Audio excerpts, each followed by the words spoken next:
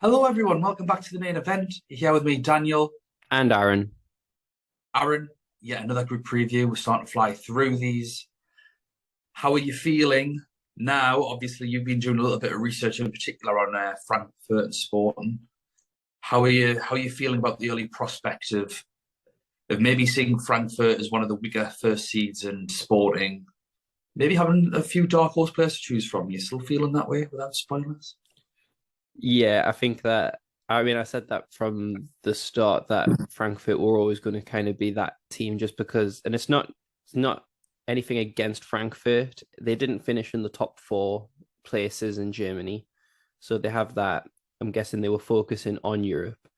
And I think it's just more so the caliber of the other pot one teams. So it's nothing against them. And it's just unfortunately they were going to get put up against a very equal pot two team, and I think Tottenham is a good match for that. So I think that I'm really excited for this group, to be honest. Yeah, it looks exciting. It looks very similar to Sporting's group last year, where they had Dortmund in there, Besiktas, and it was wide open, wasn't it? We didn't really know how it was going to go. Um, we'll start with Frankfurt because they are the top seeds in this group. So just to recap, it's Frankfurt, Tottenham, Sporting Lisbon, and Marseille. Start with Frankfurt. What you made of them? So it's not been the best start to the season, although they did win 4-3 on Sunday against Werder Bremen. Werder, who've had some quite good results. So really, really good.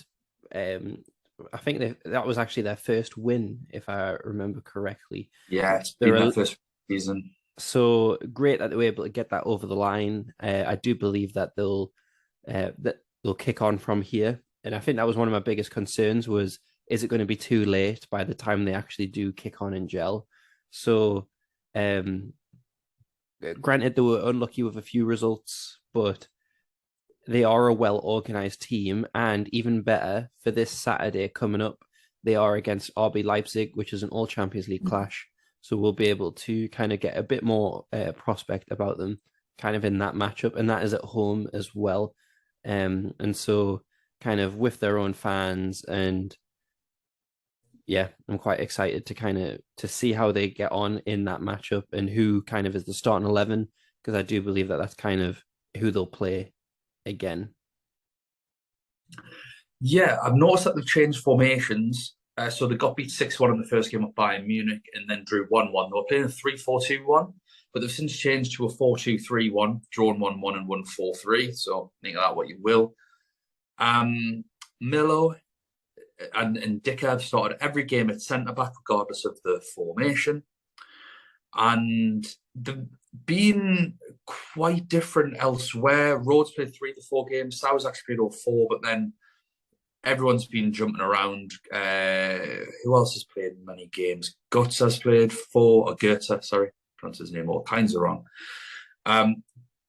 But none of them are hitting, none of them are doing anything, so it doesn't really strike any interest to me. I've noticed that Kamada's got a couple of goals and an assist, but two of them have came from the bench. Yeah. Do I really want that from Frankfurt? I personally don't think that would do. Um, I suppose the only exciting player that I've seen is their forward, Moani, came off the bench to score against Bayern, got dropped for the next game, dropped for the game after, but then in his last game, when they won, he got a goal and an assist. He also has one other assist off the bench as well. So he's got a few returns. Will he be starting? I'm not too sure. And at 7 million, I suppose Sporting at home is probably the best fixture they're going to get in this group, other than maybe Marseille at home. Obviously, we can see how both of those teams are doing, but I do not like a single one of these at all, especially some of the prices. I didn't write them down. They are so bad. Is there anyone that's taking your fancy? No, I think when I was first looking into these at the start of the season, Kamada was doing really well. He had set up that well, the goal against Bayern Munich came from a Neuer error rather than a well worked goal. But when I was looking, Kamada had scored, got an assist, and then he scored the next game off the bench. So I was like, oh, nice. This actually a team that didn't finish top 4 in Germany might be priced quite nicely. It's just, yeah, it kind of goes back into that rant we said a couple episodes ago where the prices are not kind. So I think, unfortunately, a lot of these people have been priced out of the game, especially like Kamada, 7 million midfield. It's just not the greatest. I think Especially when you don't even know if they're going to start. Like, they're making so many rotations. Gertz has obviously played 4 and he's got 1 goal in those 4, but is that someone that you want to bring in? no, I look, I think that the overall the consensus is the same. There's actually only one player in this whole team that is more than 0% owned, and that's Kevin Trapp for being a 5 million goalkeeper. So 2% owned.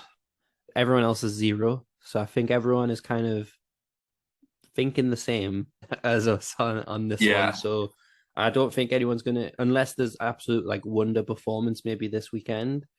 Maybe a few Bundesliga watchers might get someone in, but I don't see. I don't think it's going to be a good competition for this lot. No. Moving very swiftly on. We've got Tottenham. Now, we've made the promise of not speaking about English teams too much. So I'm not going to. We all play FPL. We all know how they're doing. We all know that the wing-backs are a rotation risk. We know that they've got off to an okay but underwhelming start to the season with a couple of draws, a couple of wins. I just think it's probably better if we discuss the fixtures and the options. And as we've discussed the options, maybe we can just talk about those instead of Tottenham in general. Because we all already know they're third in the league. They've got Marseille at home in the first game. So I do feel like we should probably have one Tottenham player in there. Which one? Who knows? Should it be 2? Should it be 3? So I suppose that's what we need to dive into, really, Aaron. So let's start with the 2 big boys in Son and Kane. Son's been dreadful. I know he's got a couple of assists this season, but he's played really badly from what I've seen. I'm sure Tottenham fans want to disagree with me. I totally accept that, but it's just from what I've seen. He's not been very good, or certainly not to his standards. Mm-hmm. And Richarlison's been coming on for him quite a lot. Whereas Kane is doing Kane things, getting in the goals, got an assist again last night in a 1-1 draw with West Ham, I believe, for an own goal. So is there a case to be made to go Son over Kane with their current form? I would say if there is, I mean, like in the weekend match, I think, like, just remembering about that match, Son could have got in. He was 1-on-1, like he broke through the defense and then he got like taken down. But Son, like, probably would have scored that goal if he wasn't fouled and brought down. And I think it's just a little bit unlucky for him at the minute currently. But to go Son over Kane, I can't see right now that you would make that decision. Just on the evidence that we have, Kane is in better form. He has a better Champions League record. Going off past seasons, he's got quite a good goals per game in the Champions League. I believe very good. So I think this is kind of, with all of that evidence, I think you can't go Son over Kane at this moment in time with the evidence that we have. So that's how I feel about it anyways. And I feel like there's better 10.5 million midfielders, while for Kane, all the better options are more expensive than him, while with Son, all of them are around the same price as him. So if not cheaper for some of them. Mm-hmm. And so if you do have someone at that price point in midfield, you're probably going to go Mane, De Bruyne, Salah. Granted, some of them may be a little more expensive, but with Kane being 10.5, you've got all the 11s. So you've got Benzema, Lewandowski, and Haaland, and you've only got 3 slots to kind of choose from. So I think Kane's makes more sense because he is a cheaper alternative compared to Son, where he is priced at that kind of maximum as well. So both of them things, hope that all made sense, but both of them things, I think you have to go Kane at this moment in time. The only sort of argument I can make for Son is that he is a midfielder. So I'd rather have, for that first game, Bruges forward at 5.5 and Son than Kane and a different 5.5 midfielder, unless we That's a can good really way to find look one. at it. Yeah, that's a good way to look at it. So would you have to look at things like that? But I think it's going to be personal preference. I don't think Kane is going to have a lot more on us than Son, or double. But I think if you were to double up, where I think maybe my previous argument falls down is that you could get Kulusevski, 7.5 million. He's looked great. He's been getting subbed off later on in games. I think you could do some damage against some of these teams, especially against Marseille when Nuno Tavares is bombed right up into Spurs' box and he's just left there to his own devices. If we look also at one other midfielder I've noticed, Højbjerg, 5.5 million, ball recovery, and also occasionally gets a goal from outside the box by occasionally, like twice a season. I think he's already had one against Chelsea. So that could be okay for a 5.5 million. I suppose that's it, isn't it? Would you go for Kane and Højbjerg or Son and Bruges 5.5 million striker? That's sort of one way you could look at it. Defensively, a lot's been made of Emerson Royal's price, 4.5. Doherty's 5. Perisic is 6. I'm not convinced about any of their minutes. I do believe that whoever starts is going to get some good hauls, but I just kind of predict who it is that is going to start. So I just immediately don't like any of them. And actually, the one that I do like is Eric Dyer at 5. And that's because playing in the middle of the 3, in watching him play, I think he is going to get a lot of ball recoveries for 5 million. And I think he'll probably end up, over the course of the group stages, get more ball recovery points than the others will get assists because of rotation. Mm-hmm.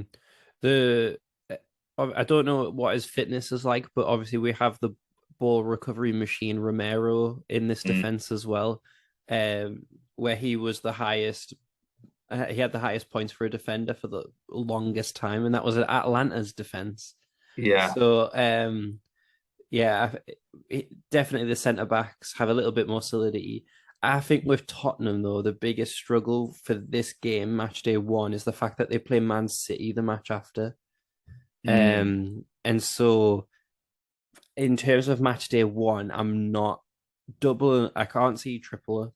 Definitely not, because, as I said, kind of Conte is kind of the, like, he's brought in to do well in the league, and he rarely will do both.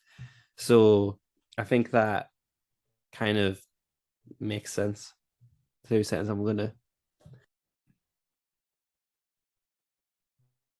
I think with the fixtures, they are someone to target. They are a team to target. Marseille at home, Sporting away. We'll have to see how they're doing. Frankfurt away, okay, maybe. But I mean, Frankfurt at home, Sporting at home, and 4 and 5 in particular looks so good. But I think we'll know a lot more information about them by then. So I think maybe you could go 1 or 2 on the opening day if you're going to wild card in 2 or 3. That seems to be the popular consensus.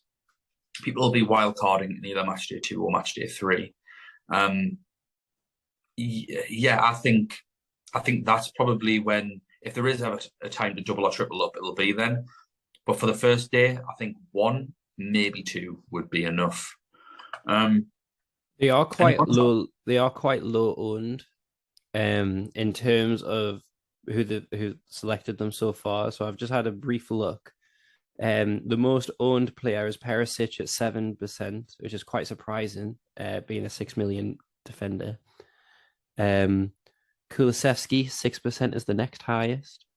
Lloris at 4%, Kane at 3%, Emerson 2%, and then Son 1%, and then there's a couple of other 1%. So they're quite a low-owned team. So from a rank point of view, could be good, like, because they've got a good group. Yeah. And we know that the they're definitely the favourites to beat Marseille. It's just that struggle of knowing who they're going to play, like who's going to actually play, and also Yeah. knowing the fact that they've got Man City. I think Conte would rather have the group sewn up earlier and just kind of bring people off. So start Kane, start your strongest team, and then just bring people off. I have heard as well that Basuma might start playing in midfield more often. So he would be a really, really good ball recovery player as well. And it would make sense to give Højbjerg a break because I mean he is an engine. He could play every game, but it is that good opportunity. So on to Sporting Lisbon. Aaron, do you want to give us a run through these? Yes, so Sporting, which funnily enough, I actually heard an interview on the radio recently. I don't know what for, but they actually don't refer to themselves as Sporting Lisbon anymore, and they got quite mad when an interviewer called them Sporting Lisbon. Fun fact. What are they called then? Just Sporting. I think the full name is Sporting Club de Portugal. So basically, just Sporting is what they refer to themselves now. Okay. Didn't mean to correct you on the podcast. Oh, it's all good. I'm still going to call them Sporting Lisbon. Yeah. Thanks to FIFA. But no, when they're doing all right. Like the performance wise, the results are not going their way though. Like the 13th in the league currently. Yeah, shocking. But they have played loads of teams in and around them. Like that Porto result does not flatter them. We know that already. They drew against Braga, who was also a team that's always up there thereabouts. The Portuguese league, I mean, it's went up in kind of the I forgot what the word for it is, but it's seen as one of rankings, coefficient rankings. That's it. It's went up in there now, so their teams no longer have to qualify and they get extra spots. So obviously that's why Benfica's in a little bit later. But they're playing better than what the results said. Like I've just said, it's just their scoring, which they're really, really struggling with. Other than their 3-3 draw to start the season and a 3-0 win, they didn't score against Porto, even though they should have, and that was just miraculous goalkeeping. And they didn't score at home against Chavez, so absolutely brutal. And they're away, and they play tomorrow at the time of recording, so Friday night. So we'll have to see how they get on because Frankfurt is a pretty good fixture to start because they're not firing on all cylinders either. And with that in mind, though, it's almost like because it is in Germany, you'd probably put Frankfurt as the favourites. But they have such good options: Gonçalves, Porro, type of cult legends in this game. So what are your thoughts on them? Not good. Pretty rough team, isn't it? Yeah. I mean, what Marcus Edwards, who's midfielder on the game, and rightfully so, because he's a midfielder and really like, but he's playing up front. Couple of assists in his last 3 starts. He got a goal off the bench in the first game of the season as well. So he's got a couple of returns. It's 7 million. Do I want him? Probably not. When Trincao sick, he started all 4 games, got 1 assist. I've just remembered that a few of their players got poached in the transfer market, which is probably the where the results stopped going their way. Because didn't one of their midfielder get? Yeah, he went to the Premier League. So that just connected. Before anyone puts it in the comments or whatever. Yeah, so I think they're definitely struggling because of it. I mean, they've been playing a combination of a 3-4-2-1 or a 3-4-3, however you want to look at it. Gonçalves still has 3 goals in his 4 games, but he played central midfield in the last game. That's not where we want him. We want him playing in sort of a right-sided forward position, just off the striker. That's where he's best. On the left, but I think Trincão's been playing in that position on the right, so on the left's also fine. But yeah, without a fully recognised striker, they're not doing well. In terms of options to look through, Goncalves is the standout at 7.5 million. I picked him up when we had our sort of live reaction to the draw. I'm marginally put off him. I want to see how they do this week because 7.5 million is a pretty penny. He'll not be in against Spurs, I don't think. Whenever that comes, but Frankfurt. If the Frankfurt game was at home, I'd have more confidence with him. But away, I'm not sure. So, he's such a legend, though. And he got me so many points last year. But they had Sarabia, Paulinho was playing up front, had Paulinho holding, like they had a good team. And that's been taken away. And I think that's something that really needs to be recognised and appreciated. We can't just go off what they were last year. Coates, 4.5 million. He got loads of points last year in the groups. So we could go with him. I'm not convinced. Rice is a centre-back turned left wing-back, I believe. So he's had a few games. You could look at him. Already mentioned Edwards and Trincão, but honestly, Adan, one of the rare 4.5 million goalkeepers as well. But I think if I was to go for a defender or a goalkeeper, then it probably would be Adan, just purely because he's cheaper than the 5 million lot. But honestly, I think it's Goncalves a bust, to be honest, with this lot. Any different opinion there? Not in the current evidence that we have. They just need to get scoring again and kind of gel as a new team. Yeah. But we'll fly through the last team. Marseille, ranked 4th in the group. Their recent results haven't been too bad. They drew 1-1, then 1-2-1, 1-3-0, and 1-1-0. And the game that they drew had a bit of a makeshift defence with a different goalkeeper in there, and not the defence that they sort of finished with. Recently, they're another team that play a 3 at the back. Everyone seems to be playing 3 at the back with wing backs. So they play a 3-4-2-1. And their standout players are the wing backs. Klaus with 2 assists in his 4 games, and Nuno Tavares with, what's he got? 2 goals? I think he scored the other day as well, so I think it's 3. So he's hot in form, Tavares, and he's a £4 million defender. For me, he is the best defensive pick on the game at 4 million because of his price. And the fact that he's not only playing, but he's getting goals as well. If you did want Klaus, he's a little bit more expensive, but I just don't know why you would when you could just have Tavares for 4. Some other noticeable players playing, Dimitri Payet, but only 1 assist in his last couple of games. Guendouzi started in holding midfield, now been moved to a central attacking role, got an assist in there. Not sure how that's going to go. He's only 5.5 million though. You never know, he might get ball recoveries by pressing high.